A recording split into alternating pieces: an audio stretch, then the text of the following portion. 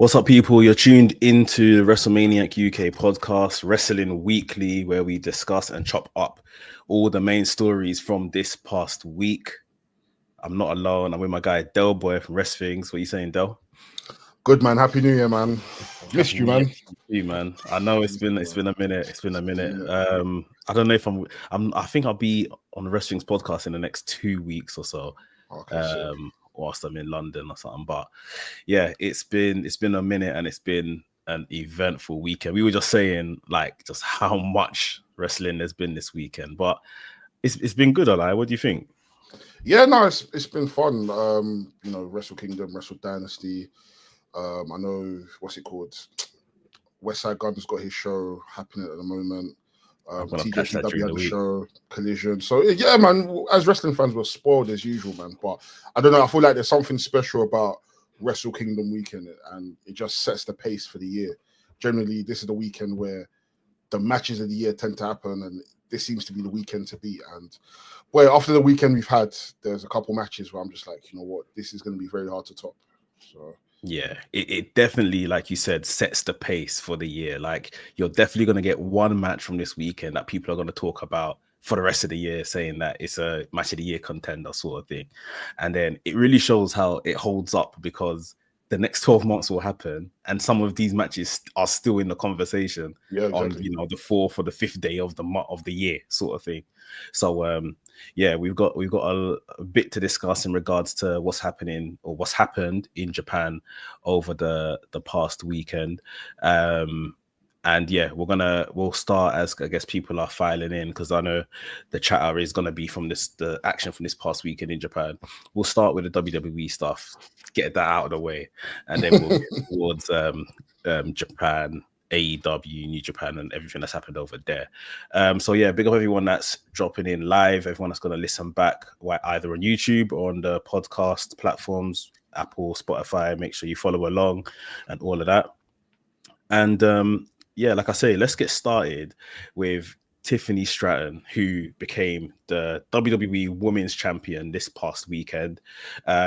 Just to give everyone a quick lowdown, we had a title match, which immediately when this match was booked, right, I thought something's about to happen, because Naomi had this match with Nia Jax about a month ago, lost it, hasn't beaten Nia Jax since, so there was no reason for a rematch or anything. I actually thought Nia Jax was going to lose to Naomi, and then Tiffany cashes in on Naomi. That's what I've been predicting for quite a while now. But they were having this match. Tiffany was nowhere to be seen during the episode, runs out during the match with her referee, but dunks her referee over the barrier. Candice LeRae is distracting the in-ring ref, and all of a sudden, Tiffany takes the briefcase to Naomi's head, smashes Naomi's head. We see Nia Jax hit her finish in the corner. The Annihilator pins Naomi, so she's retained. It's all a ruse. Tiffany Stratton gets in the ring, celebrating with Candice LeRae, then smashes Nia Jax with the briefcase, disposes of Candice LeRae. In the meantime, Bianca Belair's getting one up, hits Nia Jax with a KOD, and Tiffany gets rid of Bianca Belair, hits the prettiest moonsault ever after the briefcase has now been cashed in, referee has hit the bell and everything, hits the prettiest moonsault ever, pins Nia Jax, and she is the WWE Women's Championship. I think we saw this come in the sense of, I didn't think they would, allow her to be the first woman to not cash in successfully and everything. I think it's been written in the stars that Tiffany Stratton has a lot in her future. Now that it's happened, what's your feelings and your thought behind, I guess, how it happened as well? I'm just happy that it's finally been done, and as much as I did enjoy her with the briefcase, I think this was the perfect decision. We've been teasing, her cashing in numerous times.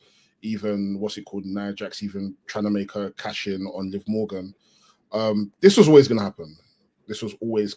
And like you said, with Nia Jax facing Naomi, the only way for this to go is that Naomi would have to win, and then Tiffany now cash in on Naomi. But with her helping Nia Jax, it's like almost confirmed to yourself, like, oh, okay, cool.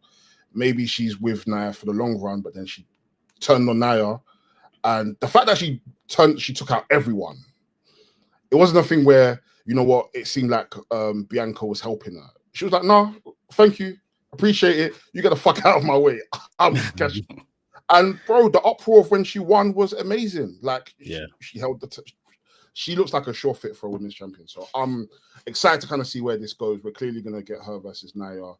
Sure, we're definitely going to get her versus Naomi at some point. So it should be a fun reign. It just depends on where the story leads us and the programming there. But other than that, I'm excited to kind of see what happens.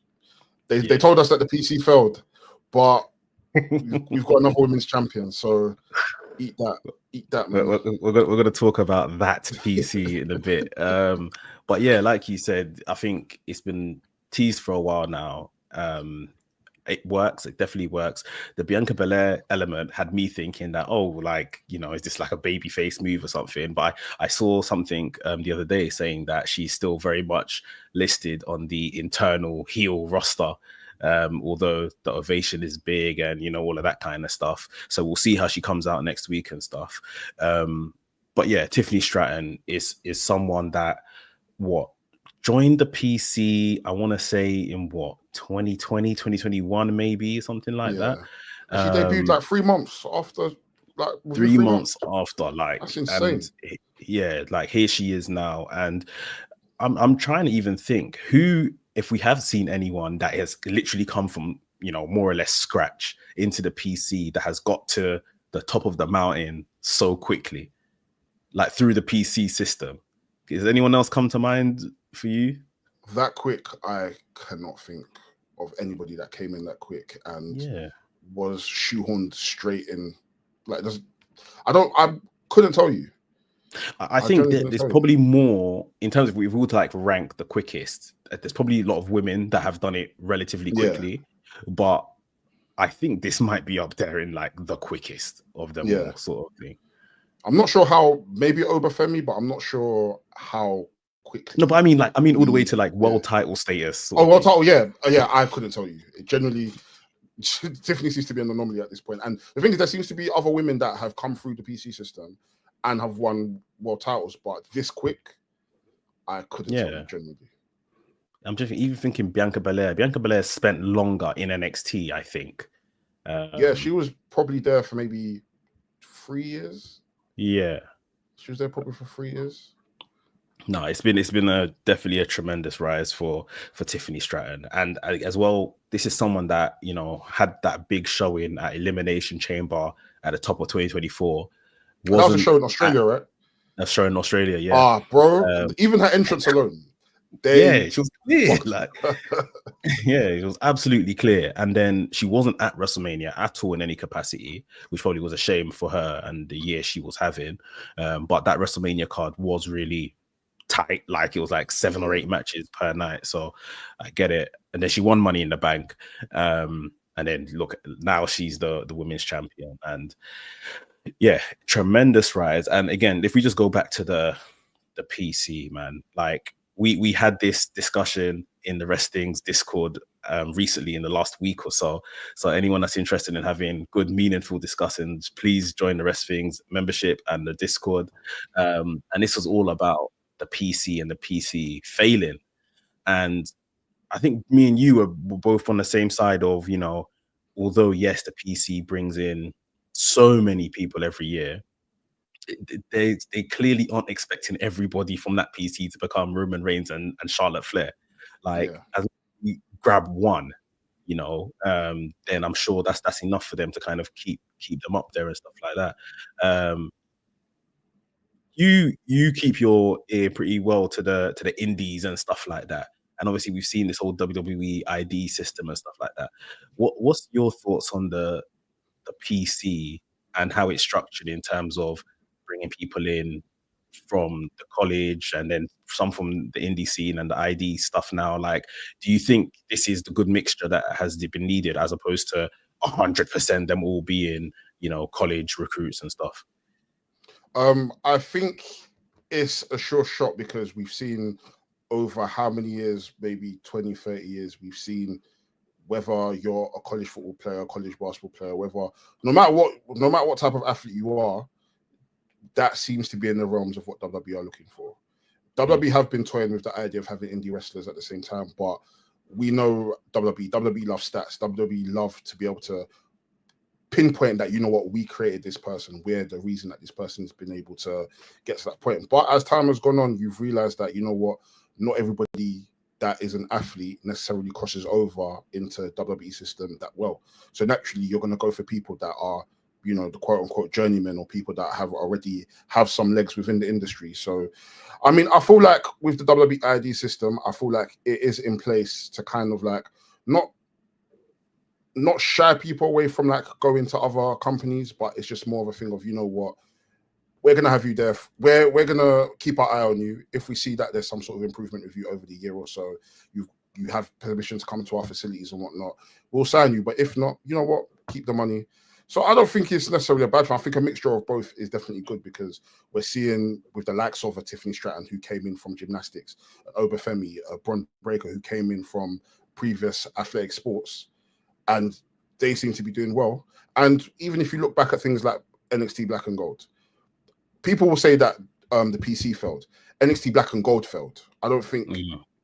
I feel like people are conflating the two, because NXT at that premise was meant to be developmental, but it ended up becoming Triple H's favorite indie project. So nobody developed. And naturally, when people aren't developing, and when they're now going to another product like the Raws and Smackdowns, and we're not necessarily seeing the fruits of the labor of, you know what, this person was great in NXT, but when they're now in the main roster, it doesn't seem like there's any cohesion. It seems like it fits. Of course, we're going to be looking at it funny, but now there's that seamless, you know what, we know what we want in terms of the indie talent that we want. We're naturally working with the younger indie talent, and we know that we're getting talent fresh from college within the NIL program or throughout these tryouts. We now have a sure idea, okay, cool. Even if 60% of the wrestlers that we're now getting in are able to get to main roster and at least still have a credible time there, I don't think that's a failure. Yeah. And this is it. Go on, sorry. No, I was going to say, and it's like, there's of course, there's going to be this conflation of, you know what, are the PC producing the stars that they want, and are they producing the wrestlers? But I feel like naturally any wrestling school, any wrestling center will say, you know what, as long as we're able to get a good amount of people out there wrestling, making money, whether they decide to stay with WWE or whether they decide to go to an AEW or go to New Japan, they're still a product of the WWE PC. I cannot say they failed. I would never say someone like Cass failed. He was from the PC, but he ended up going to AEW, and so far so good. He's been great. Yeah. So even this time in WWE, he was a tag team champion, and I'm pretty sure, whether it was Vince or whoever, there was talks of wanting to move him into the main event scene, probably because of his size and everything like that. Yeah, big up everyone in the live chat. Big up Lem. He says here, I think it's less of them becoming stars per se, but more them even being used on TV at the very least. Yeah, I agree.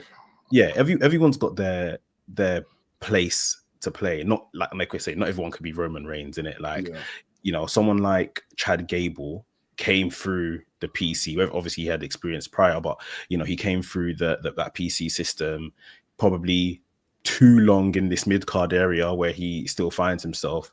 But I think now that we are clear that this NXT is developmental, then we will probably see this transition a bit more. Like, we were comparing it in the Discord to other sports and stuff like that. When recruitment happens, you're still going to have, you know, or want to promote people through your academy system and stuff like that.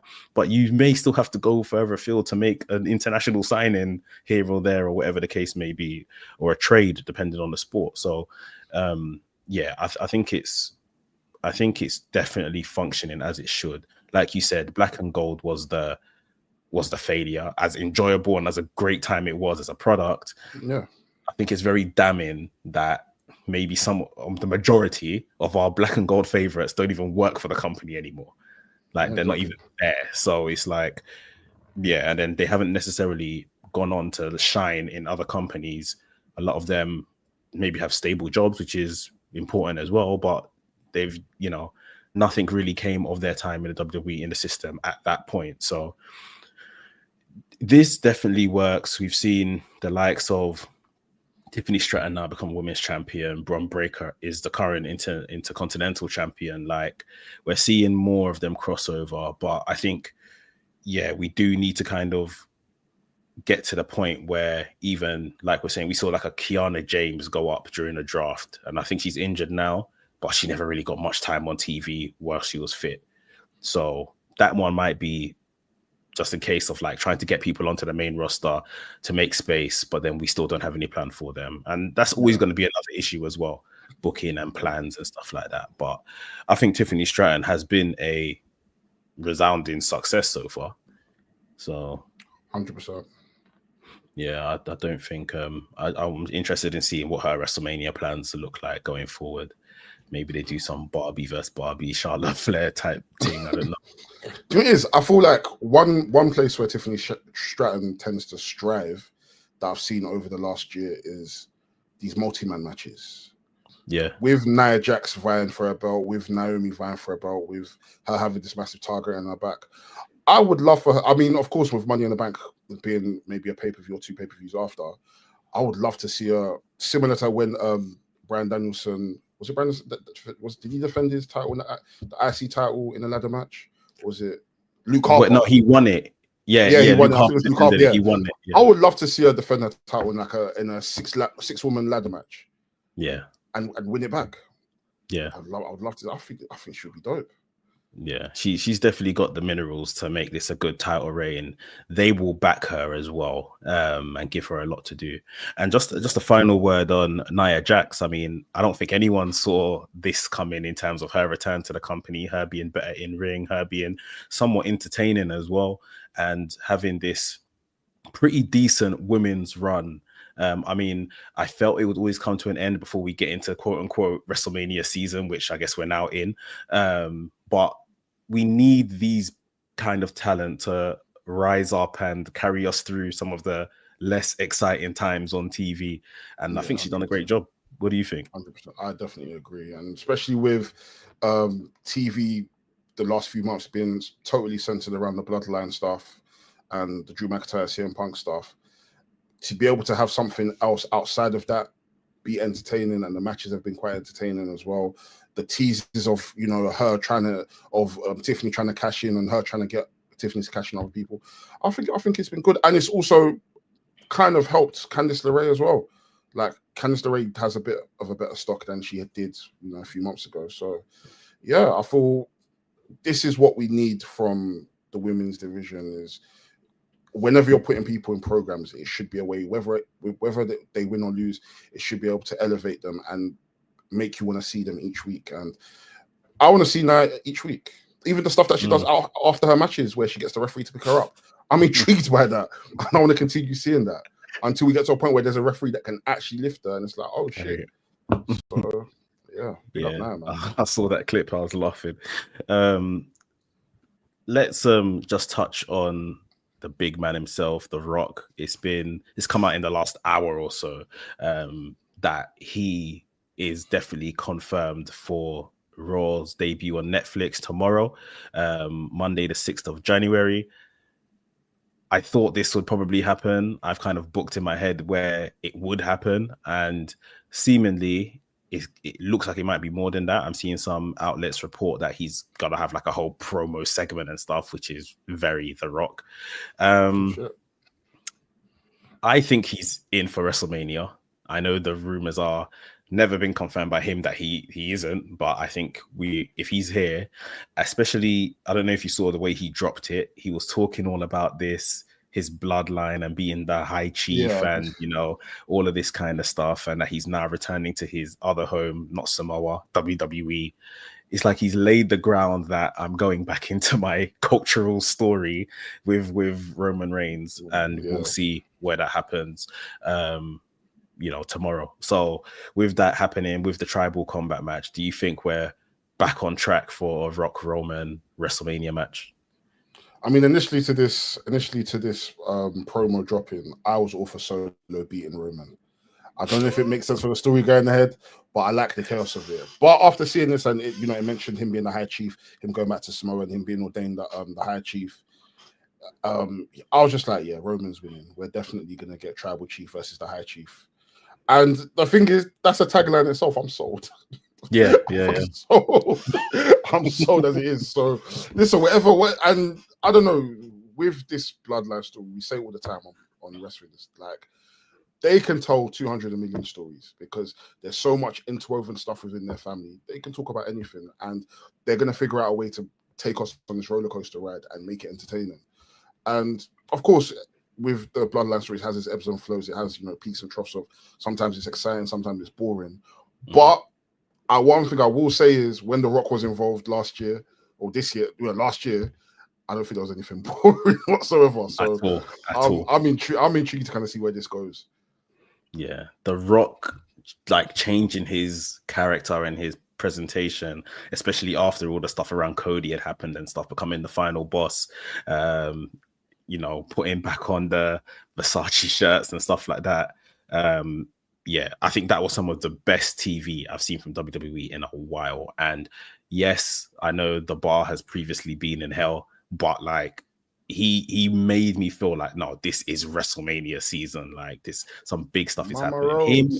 The Mama Road stuff, him flogging Cody outside in the rain is literally some of the best TV I've seen in wrestling in my entire life. Like, so yeah, I'm looking forward to this and looking forward to him re-entering the fold here. Yeah, I always thought the minute Roman is going to put that thing, because we've seen it a couple times now. Every time he's got, maybe even not in a match, but gotten the best over Solo Sikoa, he goes to put the Ula Fala over his head and something happens. Yeah. So I thought that's where The Rock would come back. But this seems like it might be a bit more, what's the word, structured than him just kind of interrupting Roman at this point. And with everything that's lined up for this Raw on Netflix on the 6th of January, I'm just thinking, how long is this show going to be? Yeah. I saw Triple H come out and say something like, oh, the show might be 40 minutes, 1 week, could be 1 hour. It depends how long we want to take our story, how long we want to take to tell our stories. And it's like this particular show, it feels like this might be a long one. I want even to ask you, like, how do you, because obviously The Rock has got his, he uses his People's Championship to play into this story.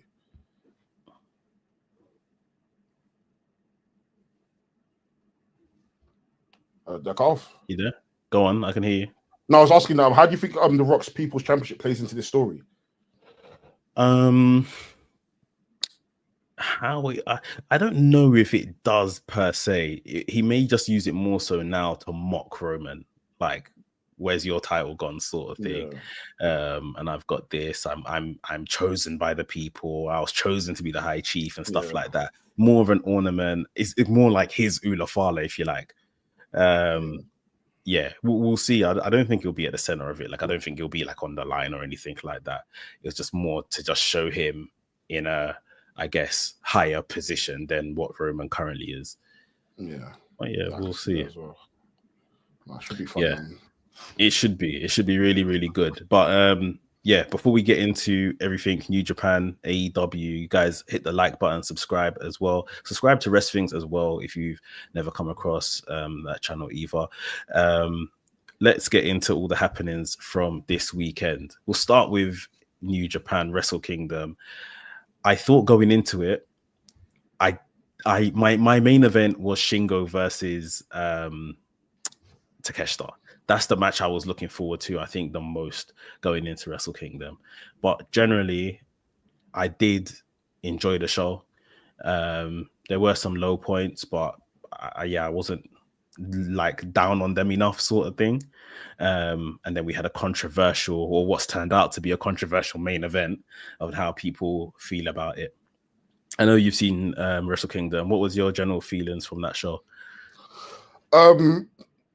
Yeah, like prior to Sunday or prior to today, for me it was a good show. It wasn't like a marquee Wrestle Kingdom, but it had a lot of fun matches. I was a bit sad about Doki getting injured during his junior great title with Desperado. I think for me, my main event might have been David Finlay versus Yota Tsuji. That was a great match. That match was absolutely brilliant, and yeah. Even with David Finlay losing, for me it's just like, bro, this guy is the man. Like, I don't care what anyone says. Like, nobody can tell me this guy can't wrestle. Like that guy can work. But overall, it was a lot of fun matches. You know, the 4-way for the TV title was quite fun. The IWGP Women's Championship match was brilliant. Yeah, the junior heavyweight, the ladder match, the opener was fun as well. Shingo versus Takeshita, brilliant. Like, yeah, overall it was a fun card. It was a fun card. And like you said, we the main event, that's splitting hairs. It was an okay main event for me. I didn't really care for it. I felt like it was a bit too long, more than a bit too long. It was way too long. I feel like, I felt like Shota had a lot of praise coming into this match. It was a bit split. Like, a few people are kind of like, you know what, there's a fraud among us. He shouldn't really be there. But then, you know, a few weeks back, people were still a bit high on him from the tag team match that they were involved in. And people are like, you know what, if this is the Shota that we can have in this match, we're going to have an amazing main event. But yeah, we unfortunately didn't get that, and it just seems like the crowd aren't with Shota. It was very much. It was very telling. I think, especially after Wrestle Dynasty, which we'll get onto, it was very telling where everyone was with Shota and, you know, this so-called person that is the next one, or the one we're going to make, you know, Tanahashi or whatever they want to kind of don him as. It was very telling that, you know, those in attendance weren't all on side with him. I'll just quickly jump to Finlay. Like you said, I was a Finlay downer in like the last maybe 2 years ago. But since then, he's really come forward, and I was like, nah, this guy is proper, sort of thing. I still don't think he doesn't get the respect he deserves. I think that's like just obvious, and I'm not sure how he does get there. It could just be time, and God knows, you know, how long that takes, because I think, like we saw after Wrestle Dynasty, which we'll get onto, the crowds choose who they want to be the guy or the next guy or whatever. And I don't know if that's ever going to happen for Finlay, which is, he doesn't need it. Like, he can be like a heel and, you know, a very good heel for the rest of his career and stuff. But he's definitely come leaps and bounds, in my opinion. And I was really impressed with what I saw with Tsuji. And Tsuji is someone that is special anyway. Bro, absolutely special. He's a special case. So special. Like, both of them, both of them just over-delivered in that match. Absolutely over-delivered. And like, I'm just excited to kind of see where David Finlay goes this year, because we know in a matter of months, tournament time's going to be coming. We've got the New Japan Cup, and after that, we've got G1. He has to win. He has to win. I would say G1 for sure. He could be someone that goes to the latter stages for sure. He has to win. So I'm intrigued. I'm very, very, very, very intrigued to kind of see where he goes, and just Bullet Club War Dogs as a whole, just to kind of see the dynamic in terms of like where their story's going. We're gonna get more into like Wrestle Dynasty, but Wrestle Dynasty over delivered. 100% did. Over delivered. Go on. Yeah, just before we get there, I just wanted to touch on that main event. So you were saying we had ZSJ versus Shota Umino. I was very happy to see ZSJ get his moment. Like, this is someone that I've seen multiple times in the UK. Like, so someone that, you know, like maybe over the last 5 years, especially when you could see New Japan struggling for a new guy, a new top person or whatever. Like, why is this guy being overlooked? Why are we taking so long to get there with him? You know, someone that's chosen the company many times over any other company that have come calling. I was happy for him to get his moment, but from what at what cost? At what cost is one thing, because, you know, the likes of Shota, I guess, like we're saying, didn't really provide for a memorable main event. And both of these guys are, you know, first time main eventers, so it's not easy. If you're gonna do this, you usually put someone in there that's had the big occasion before, can lead the dance, so to speak. But we had two first-time main eventers, one being a world champion. And I guess a lot of the criticism has kind of put a downer on ZSJ's performance and everything. People are in doubt of him as a real kind of main eventer in the shape of what we've had in the past with an Okada and an Osprey and an Omega and stuff like that. What's your thoughts on not necessarily the reign, but I guess compared to some of those names, is it literally just who he was up against, or do you think there is more to come from him to kind of make him in the same ilk as those other guys I mentioned? I think that what the problem is that people are comparing someone that never got given the ball when everybody was given the ball. And you have to also remember, like, we've seen ZSJ, like, maybe not Tokyo Dome, but we've seen him main event. We know that he can hang. He's won numerous New Japan Cups. He's won the G1. He's tried and tested, but at the same time, when you're, and I don't want to put all the blame on Shota Umino, but this guy doesn't know who he is. This is my problem. Shota Umino doesn't know who he is. He doesn't know whether he wants to be Tanahashi. He doesn't know whether he wants to be Keiji Muto.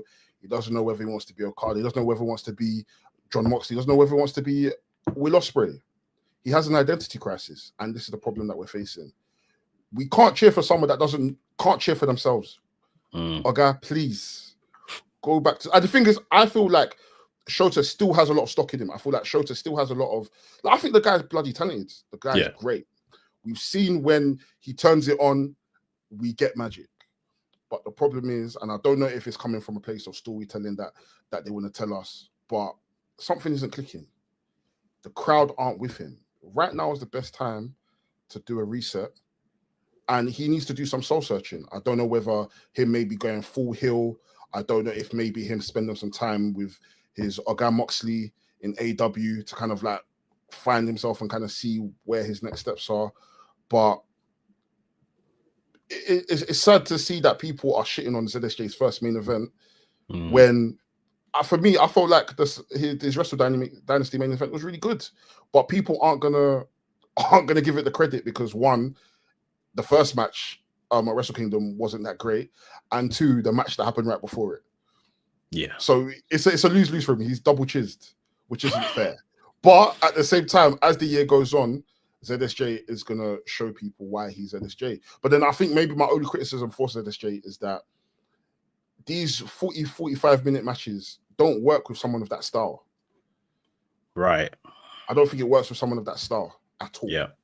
He needs to be facing someone that's maybe in similar ilk of that style, or someone who's just, you know, that they can do 40 minutes and the story that they can tell within that 40 minutes will complement. So someone like an Okada or Will Ospreay.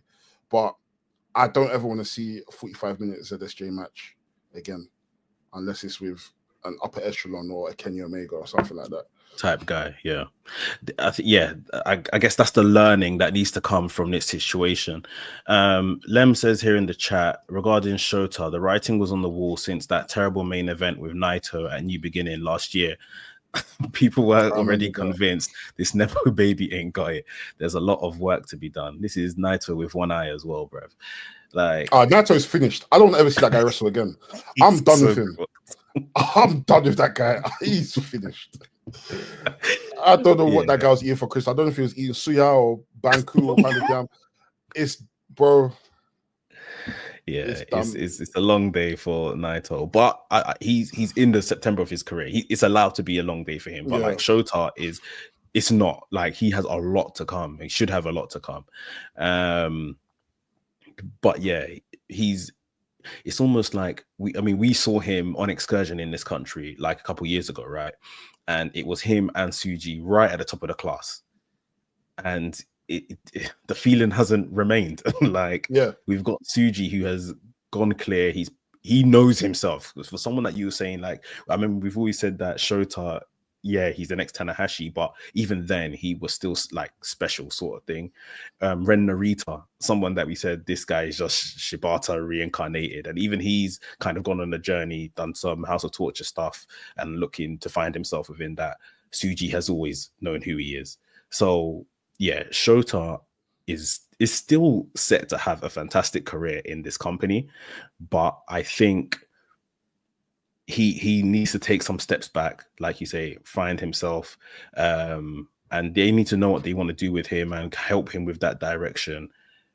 The nepotism stuff, there will always be nepotism, I think, but we do have to probably, wind our neck in a bit in regards to that and push the right people in the meantime while Showa gets his things together.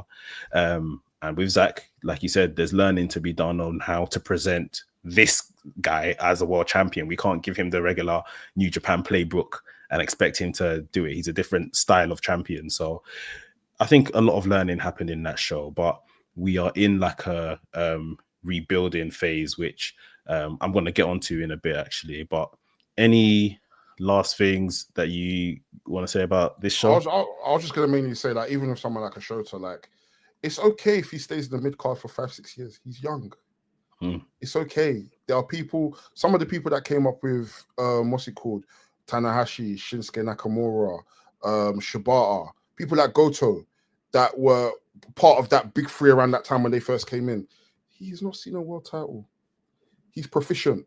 So there's nothing wrong with someone like a Shota being a proficient mid-carder for a good 5-6 years until he now re-steps into that point where it's like, you know what, we trust you again. But overall, Wrestle Kingdom was good. I don't think it was as bad as people made it out to be, if I'm honest. Yeah, very much so. I think, like we said, we're in this rebuilding phase, which we'll talk about a bit before we close up today. Seemingly, from the chat, I've said something mad, I think, but I can't remember what I said because there's pauses and all sorts going on in the chat. But guys, we're Mex's podcast. This isn't wrestling. Please behave. This is a mature space. Oh, well, I said you have to wind his neck in. Okay, that's not a pause. Guys. You guys are childish, man. Anyway, so I saw in the chat as well. Lem said here, Wrestle Kingdom was a good show. Dynasty just massively over-delivered. Anafi, big up Anafi, said, I prefer Wrestle Dynasty over Wrestle Kingdom. Let's talk about it. So straight away, I thought this was same, in Tokyo, 8 a.m., 7 a.m. I'm going to wake up and watch this. I missed this completely. Bro, what time was this on? It was on for like 3 a.m. So they've done it at like American time, basically. Basically, like 11 p.m. Yeah, 11 p.m. American time. I missed this completely. I woke up and everything had happened. I just literally had to throw my phone away so that I didn't get the spoilers. It was crazy. Like I was trying to sleep at like 1 a.m. I couldn't sleep. And then it got to like 3 a.m. I was like, you know what? Discord is busy. I might as well just jump in and watch, seeing as everybody else is watching. So ended up staying up for the full thing. I think I fell asleep during the tag team match. I need to rewatch that one. But yeah. So it must have done at like what, 7 a.m. or something? Like 8 a.m., 9 a.m. I think. 8? Really? Wow. Yeah, bro. Okay, because I got kids ready and just went to church and stuff. Went to lunch and then I come home and started watching it and stuff when I realized I had totally missed it. Okay, but what a show this was. Like, what a show this was. Like, even from like the pre-show stuff where we had the International Women's Cup to see Willow, to see Athena come out, bro. Like talk on it. Absolute star. Athena, a star. Every single one of them, they absolutely did their big bit. And even Thekla being there as well, trying to, laying the seeds between her and Athena. I think Athena's going to be defending the belt at the next Stardom show. So, yeah, bro, all of them did their bit. Mama Watanabe, she ended up winning. Fun match. I'm intrigued to kind of see who she's going to pick for her title shot. I'm assuming it's going to be a Stardom title. But Athena deserves the world. Willow deserves the world. I was so happy for them, honestly. They deserve the world. Over the moon for them. We had Dustin Rhodes and Sammy Guevara. They defended their Ring of Honor tag titles against House of Torture. Even that, I was thinking, they told the story on commentary about, Dustin, his first time in the Tokyo Dome, and Sammy Guevara. I thought, for everything this guy has messed up that he's been given, some his fault, some definitely not his fault. And obviously he finds himself in a very awkward position, quote unquote, down on Ring of Honor right now. But like, this is a massive space for him to be performing in, like, and he did well. Anytime he Yeah, he done very well, and he let everyone know he was in the Tokyo Dome. Anytime he done a flip or whatever, and got up in the camera, the Tokyo Dome, baby. Like he is someone that absolutely loved every moment of that. And I think it's nice to see when people that have worked 10, 15 years of their lives get to perform on these massive stages, whether it's in the position they would like to be or not. Like they are there, and it's something you can't take away from them. Like we said, like this entire card really over delivered and was fun. There's a couple main things I want to point out. One being Mercedes Moné. She took on Mina Shirakawa. She beat her for the Rev Pro Women's Championship. It was a title versus title match. She's got all the titles now. Del, I'm gonna have to pull you up. I do it. I'm gonna have to pull you up. I do it because no, you're always fair in your opinions and you're always well measured. That's one thing I definitely respect. And you'll say when you're wrong. And I'm not saying you should say now if you're wrong, but from what your standpoint of the last couple months has been, she's not lit. Like Mercedes Moné is not good, like sort of thing. There's good attributes to her, but the entire packaging hasn't been there, I guess, which has been fair, I guess, over the past year or so. Now, in her last kind of 3-4 outings, it's even to me, there's the biggest Mercedes Moné fan. It looks like a different human being. Like, what do we go? Do you want to go back on what you said, or what's your feeling? To be fair, even in my defense here, her last New Japan Strong match against Suzuki, I said that match was probably the best match I've seen this year. Like, I'll admit it. Like, Mercedes she stepped up. And she's putting on some generational matches. I can't deny it. For me, what I see in AEW from a presentation standpoint and promo standpoint, I don't like it. But in ring wise, bro, I can never deny this woman again. If I ever say anything bad about her, please flog me. And I probably will, but please flog me. But no, jokes aside, from an in-ring standpoint, and I said it, like, I've only enjoyed her work ever since she left WWE. Her whole New Japan run, I've always enjoyed it. Her AEW run, that was a bit shaky, but her last few outings, bro, I can't deny her. Bro, she's a GOAT. Absolute GOAT. So if I ever cuss if I ever cuss Mercedes, it's mainly because I don't like her promos. I think her presentation in AEW tends to be a bit shit. But when I see her in New Japan, this is someone I look at and I believe in them. I believe every little word that like when Mercedes says she's the best in New Japan, I believe her. I think in America, you to some degree, maybe not you as everybody, but like maybe her, she feels like she has to play up to, what quote unquote works in America, like the pageantry and the noise ultimately, right? Even this past Dynamite where she came out, she done this whole champagne thing with a vignette. It was promoting Wrestle Dynasty, but it was a bit meaningless, the whole segment. Yeah. In Japan, it's just come as you are and wrestle. Like, it's literally women wearing their little two pieces and they're just wrestling. Like, there's nothing else to it, especially for us that are, maybe not native speakers and stuff. So I feel like she can drop all the mess and all the other stuff you need to concentrate on as a pro wrestler at the door, and she can just do what she's come to the dance to do. And yeah, she is undoubtedly putting her name in the conversation for, having someone that's going to have a top 2025 for sure.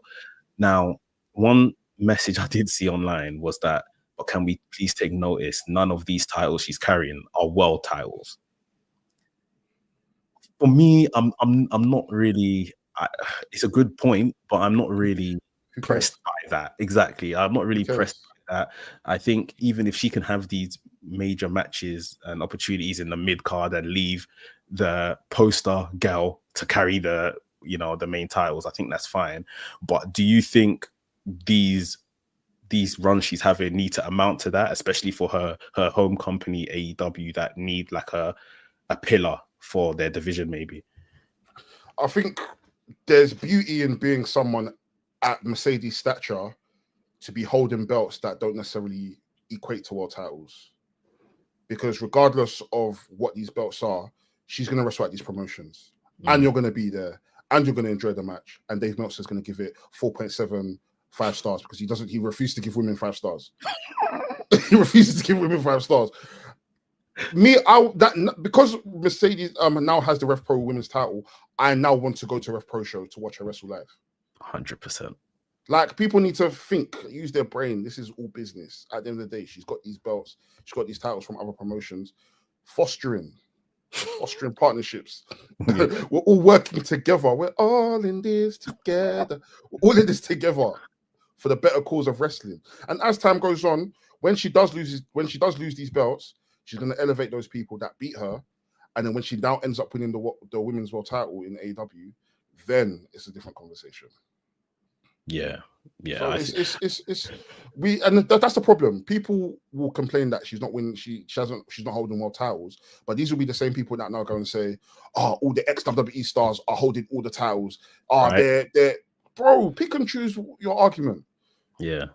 Do you want someone to elevate a mid-card division, or do you want all the ex-WWE stars to now go and win all the world titles for you to now go and complain, saying, they've got all the belts? What about Deonna Purrazzo?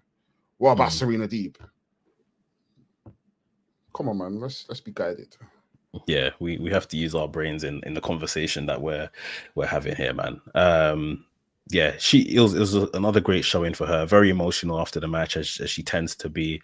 And like you said, as long as it's not in Crystal Palace, I was saying to Nafi earlier this week, as long as it ain't in Crystal Palace, I'll be there. If it's your call, I'm there. I'll be there. Even 229, I'll be there. But Copper Box, I'll be there. But if it's Crystal Palace, I don't know. We'll have to see about that one. Even Mina Shirakawa was outstanding. Yes, Mina was great. She was outstanding. Like, yeah. For me this year, I'm excited for women's wrestling. Unlike Ola, that doesn't like women's wrestling. I'm excited for women's wrestling. There's a couple of the man them that are questionable when it comes to their support in women's wrestling, but yeah, it's definitely shaping up to be a good year. And then talking about good years, like we saw Kenny Omega make his grand return, right? And play this character. It's who he is. He is brilliant. He is the god of pro wrestling, right? But it's with like this arrogant twist. He, I would say, masterfully played this role against Gabe Kidd, who is known to be the heel, the brash, the aggressive, the explicit character. But this guy was the babyface. And even before we get into all of that, bro, your music here. Bro. And the first line is 2 years in the dojo. We've been waiting the best part of 2 years for this moment. Moment where I said I was on Discord with Amanda earlier, and I said, bro, we've been waiting for this moment. Like, us man know, wrestling's man them know behind the scenes how shit has been for us to get to this point. So, bro, I'll be real. I shed a tear, bro. Honestly, I was emotional. I was overwhelmed. In my head, I was thinking, fam, one, the song is on like the songs at the Tokyo Dome, like for New Japan. But 2, Gabe is fucking wrestling at the Tokyo Dome against Kenny Omega.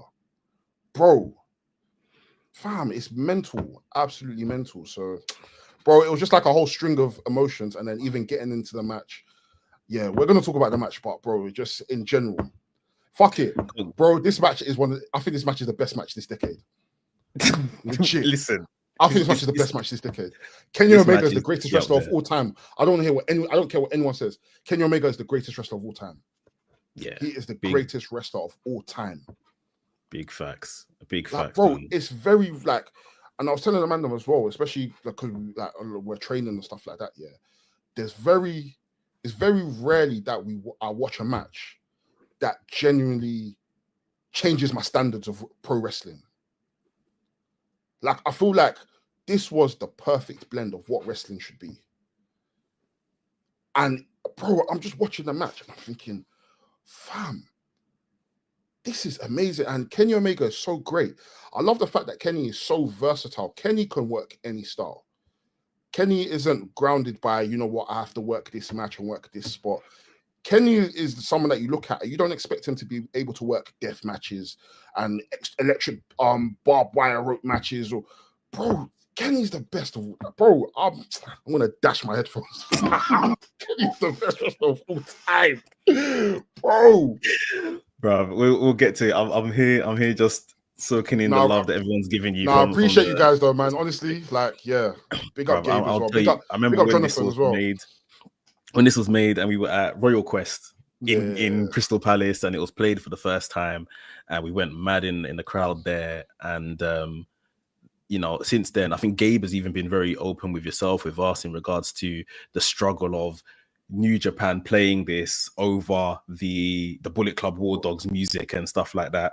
And now, as we're kind of beginning to see Gabe break out as this single star from the War Dogs, still very early, but you know, we're seeing it.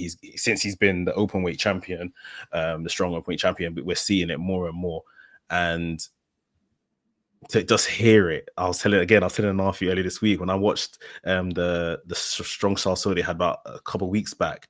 Like, it just caught me off guard. I was just doing my work and then it played. It literally caught me off guard. Like, oh my god, I'm watching wrestling and that's Derek's voice. Like, it's so mental. So congratulations, man. Like, it's a very, you man are part of the journey as well, man. Honestly, like, I remember when Gabe told me, like, Gabe hit me up like, bro, I want you to make my song. I'm like, of course, I got you. And then having to like sign the contract and the NDA, like, I can't say shit. Man will be coming to podcasts like, fam, these man actually don't know. And we'll be talking about we'll be talking about Royal Quest. You know, and I'm thinking, these man don't even know like what is happening. Like, do you know what I mean?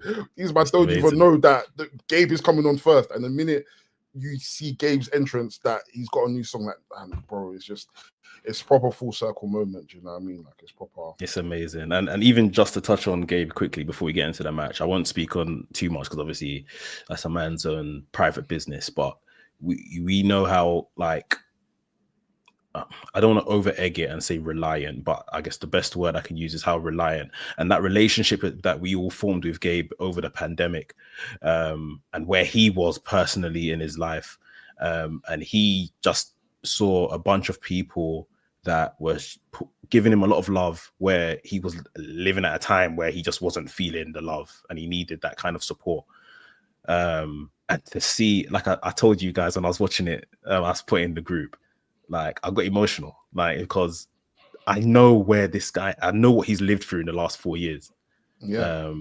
And for him to walk out still effing and blinding on that stage, as I know he would be, but deep down, like, I feel if you watch it back, there's a part where Kenny Omega's making his entrance and they put the camera on him. I'm sure he's got tears in his eyes. Bro, like, you see when he's doing his entrance and he covered his face. And you have that you see like the spin of like the crowd, you see War Dogs on his back, bro. I said, yeah, he's holding back his emotions. Because that's when the tears started to come out of my eyes. I'm like, fam, our boy is at the Tokyo Dome against Kenny Omega. It's mental. It's absolutely mental. Now, on to the match, as you were getting onto. Pick up. I don't even want to look at this stars or anything. Like, looking at it in terms of stars feels like it's making it like just a product that we're packaging and selling to somebody. Like, this was a moment. It was fantastic storytelling. Like, I've seen people online compare it to like a Bret Hart Stone Cold moment, where we've just birthed a new star indirectly, a double turn almost sort of thing. I don't think there was like a double turn in this match. People love to see Omega again, but Omega was firmly the heel in this match. And Gabe, in his aggressive and brash self, was the baby face, and revealing the New Japan logo on his trunks. And I think they said these trunks were like a shout to Coughlin as well. Styles, Coughlin used to dress. Obviously, that was Bullet Club War Dogs partner. Like, I just felt this match was everything. Like, when you watch wrestling and say a star is born tonight, like, this is what happened. And like we were saying earlier with Shota, the Tokyo Dome and maybe millions watching at home firmly chose Gabe Kidd last night. Like I said, this is our guy. Not anyone else you want to push in front of us or as the next guy. This is our guy. And I thought that transcended just brilliantly through the match and all of that.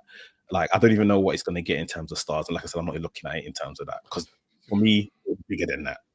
Bro, this is way bigger than that. And like, bro, even to touch on speak about Kenny Omega, like for man to be out for a year because of diverticulosis, if that's how you pronounce it. God, I beg, don't I'm even not get English. me started. Don't even get me Bro, started. the performance that Kenny, like, bro, this is like you said, this is beyond star ratings. This match is history making. Like, bro, this match has set a precedence for the next, how many years? We're 2025, the next 5 years of this decade. There's not that many matches that I can say has touched people's hearts and made people feel something. Like, this is what this match did. And I genuinely believe this is a match that you can show someone that doesn't watch wrestling. And for them to feel like, you know what, I'm emotionally invested. So I remember I was on done the We Work Stiff, and they said, Gabe, if there's anyone that's close to a Stone Cold, it's a Gabe. And nobody should now come and, oh, what do you mean Stone Cold? It's Stone Cold. No, please. Let's be guided. But in terms of the fact that this is someone that you're meant to hate, this is someone you're meant to dislike, but you can relate to this person because you can understand his gripe of why he feels the way he feels. This AEW good, AEW bad, New Japan good story that these men told was absolutely perfect. Absolutely perfect. And Kenny even in the presser said, I came back, I chose New Japan over AEW to come back, and you guys booed me. Bro, Kenny Omega's the fucking final boss of this shit. I don't know what we're talking about. He's the greatest, man. He's the absolute greatest, man. And this is at a time where we are living through a story in AEW of a takeover. AEW needs to be better. AEW this, AEW that. AEW's at the center of the whole Moxley story. Like, this is how you do a company-based story well. And it took one match. Like, it took one match. Whatever plan they have with Darby Allin, bin it. Whatever plan they have with Darby Allin, fucking bin it. Kenny Omega's back. Put the belt on Kenny Omega. I don't give a shit. It's done. This John Moxley is kidnapping this person and taking over this. No, it's done. I'm sick and tired of it.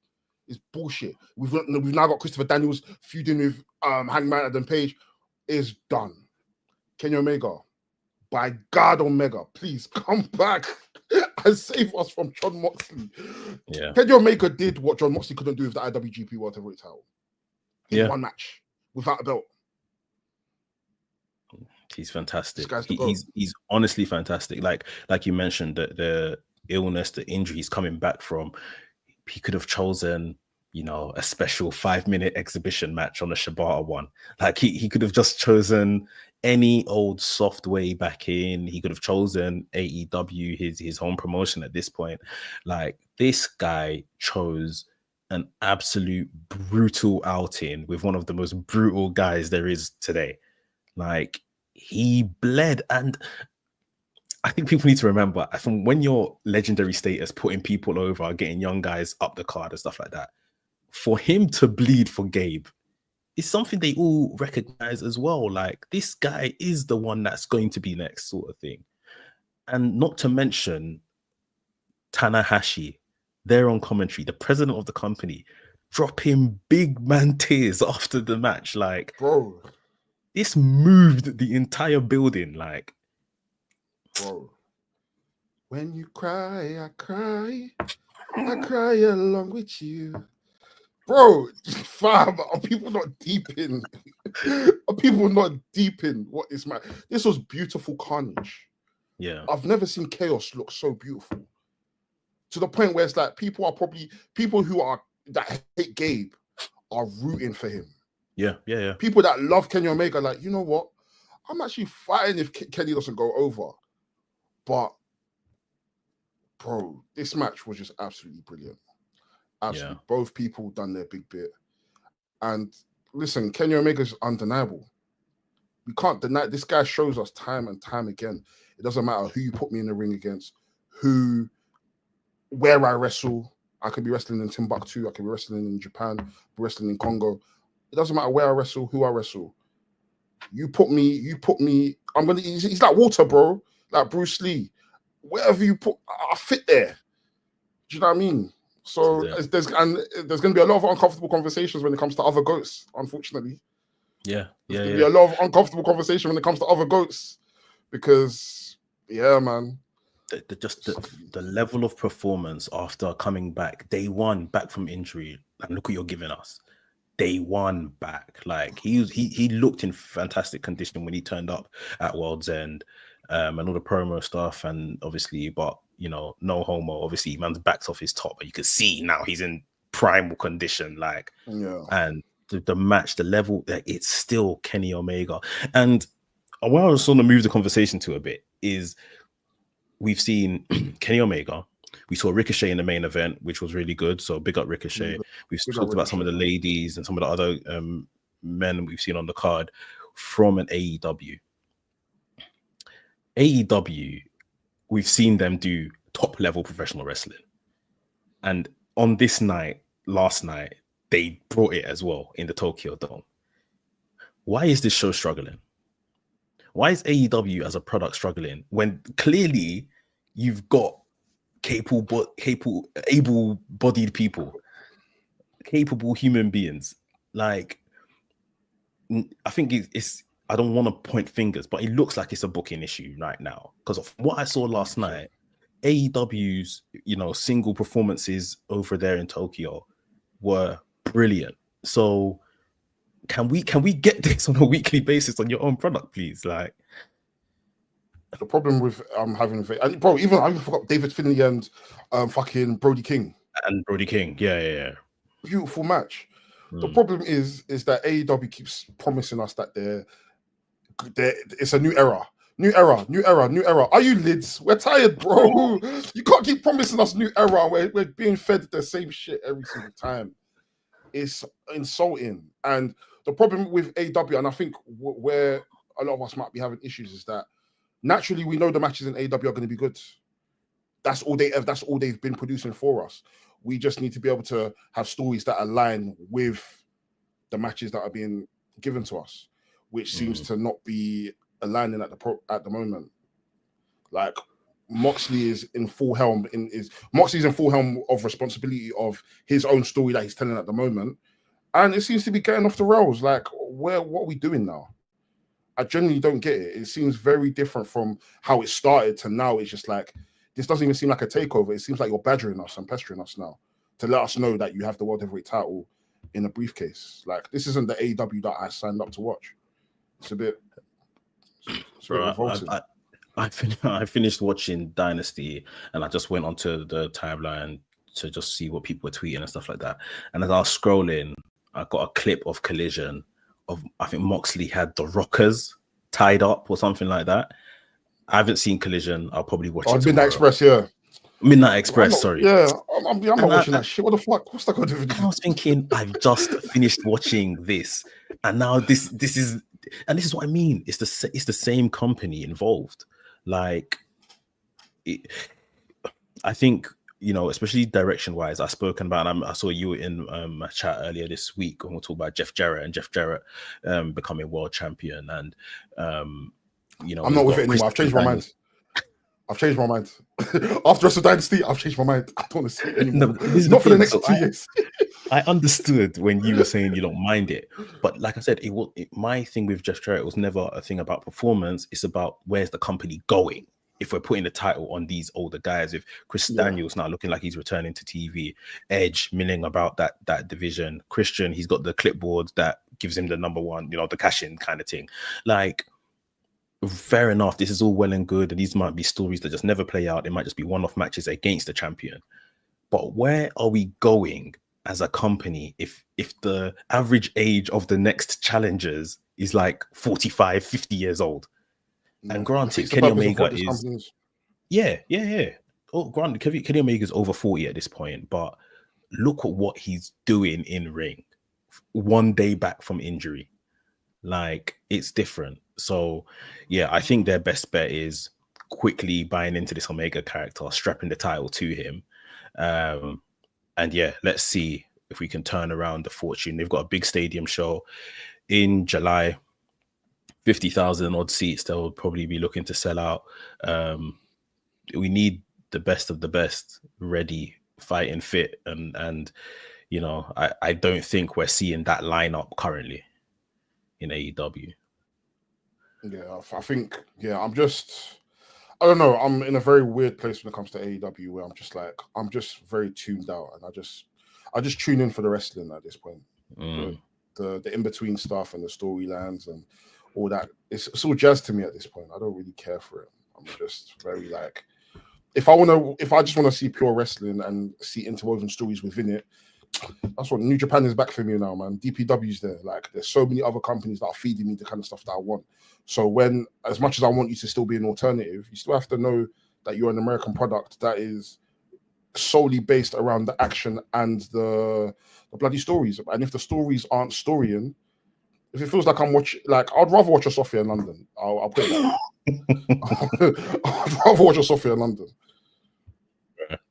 Like I say, like, and we're going to come to New Japan to close off today. But it feels like, from what I saw last night anyway, AEW's field trip to the Tokyo Dome was a massive success for me. I thought them AEW men and women, along with the New Japan and the CMLL, but talking about AEW, I think it was a massive success for the company. But I need them to now return from Tokyo and put that energy into their own weekly show and go on to a winner. But you mentioned New Japan, so we're going to close off with that. We talked about a good Wrestle Kingdom and a good main event, and, you know, with Shota, who should be the next kind of person as we were kind of being fed, and Gabe, who seemingly the fans chose last night at Wrestle Dynasty. How do you feel like the current New Japan is doing in terms of this obvious rebuild that they're going through after losing Jay White and Okada and Will Ospreay? Obviously, they lost Kenny Omega several years before that. Tanahashi's on his way, you know, winding down his career. He's upstairs now. Like, how do you feel this rebuild is going for them? I feel like they've been taking their time. They're starting to get there a bit now, maybe from like the G1 period to now, that they're starting to kind of like invest in the likes of like the Sujis and the Yuyas, the Gabes, the people that are going to be pushing this company forward. ZSJ ended up winning the G1, but I feel like, not that it's a little too late, but they could have easily kickstarted this when Okada and Will Ospreay were leaving. They could have easily kickstarted it when them man were leaving, because it's now taken us to a point now where, look what we're dealing with Shota now. Where, do you know what I mean? But then at the same time, every division has great people that in the next 3-4 years, these are the people that are going to be pushing the helm of this company. So I think we're in good stages, and with the partnership with AEW and CMLL, there's going to be different people that are going to be coming in and out. So it's just a matter of the booking just needs to be a bit better. That's what it is. That's my opinion. Just the booking needs to be better, and it needs to be a bit more intentional. If we know that we're going to shoot this person to the moon, let's shoot them to the moon. If we don't try, we're not going to know if this person's good or not. Yeah. So if you keep teasing like, yeah, well, he's going to get there, he's going to get there, he's going to get there. No, like, now that after this match that Gabe has done with Kenny, now is the time that, you know what, Gabe shouldn't be losing willy-nilly to these guys, because Gabe for the past 2 years has been having some of the better matches in New Japan, getting some of the better reactions, and he's not been phased by losing. But at the same time, we say it all the time, if someone is constantly losing, they are a loser, regardless of how well versed they are and how well liked they are. Wins and losses tend to matter, whether people like it or not. So we need to be able to invest in these people and make people win. That way, we will know that, you know, this is the person that we need to be watching out for. This is the person that when they now do go to AEW, we're not going to be looking at them. We're not going to look at them like scrubs, like we tend to do, because a lot of the times when New Japan and AEW of recent have been doing their stuff, it just seems to be glorified losers versus AEW talent. So yeah. What about yourself? What do you think? I think I feel like now I've kind of seen a big show from them, and I can kind of have a good look at the roster, that it still does need some work. Like, workers are there. We'll always get really decent matches, but I feel like in some divisions in all divisions we need more star power from the single men's main eventers to the tag teams. Like, we need more star power to kind of help sell us on the events and stuff. Having sometimes with especially with their US expansion, they can lead on AEW and bring some stars into that show, sort of thing. But then sometimes we may not see those then AEW stars in Japan frequently. So I think as well, they need to loosen up with their traditions of having, I guess, more Japanese talents at the top of the card and stuff like that, or the top of the divisions. And we need to, they want to be a global company and had that US expansion. We need to see maybe more of the non-Japanese people. If they're the right people at the right time, then they need to be the ones carrying belts. Like, it's not every day like we're just going to stick to this. And then obviously we've got the whole issue with like the likes of Shingo with inter-company beef and stuff like that. Like, drop all of that. We're here doing a business and making a company. Let's make the right decisions for the company, sort of thing. So I still think it needs work, but it's almost like you said, the reset button has now been hit. Even though it's been late, they've hit the reset button now, and we're on our way to kind of maybe not so much New Japan of old, but I guess a new era for New Japan Pro Wrestling is definitely underway. Yeah, I definitely agree. 100% agree. Yeah, man. Look, it's been a jam-packed weekend, like we said. We're gonna have a jam-packed week, especially with what we're gonna get tomorrow on Raw. It's funny, always watching WWE after you've had a weekend of like bad graps is always like such a calm down. It's like culture shock, isn't it? It's literally that. Like, but I think tomorrow, if anything, it's going to be like a complete circus. That 6th of January Netflix debut is going to be so wild as a show. So it should probably be, at the very least, a lot of fun. And then, yeah, we probably have some more interesting stuff. AEW, like I say, Ricochet following up from his massacre of Swerve Strickland in the middle of the week. That'll be fun to see where they go with that. And then, as we talked about at the top of the show, Tiffany Stratton, now women's champion. We'll see how that develops for her. So yeah, a good week of wrestling ahead. Del, appreciate you joining me, bro. And again, congratulations on that moment. Like I said, we've been waiting for him to have this moment for the last 2 years, and to hear the song blaring out in the Tokyo Dome, man. And here it is. So that is definitely a moment, man. Let the people know where they can find you, and so they can tap in with you, bro. Appreciate you, my bro. Yeah, man, just search Wrestlings. Wherever Wrestlings is, I'm there. That's it, man. And if you want to listen to the new song, just search Let's Wave. Google me. I'm there, baby. But yeah, man, Wrestlings. Big up Mex. Already is on Spotify, innit? Yeah, Spotify, Apple Music, Facebook, MySpace, Pixel, wherever you want it on, it's there, man. Pixel. So yeah, you lot stream up the music, man. Pixel.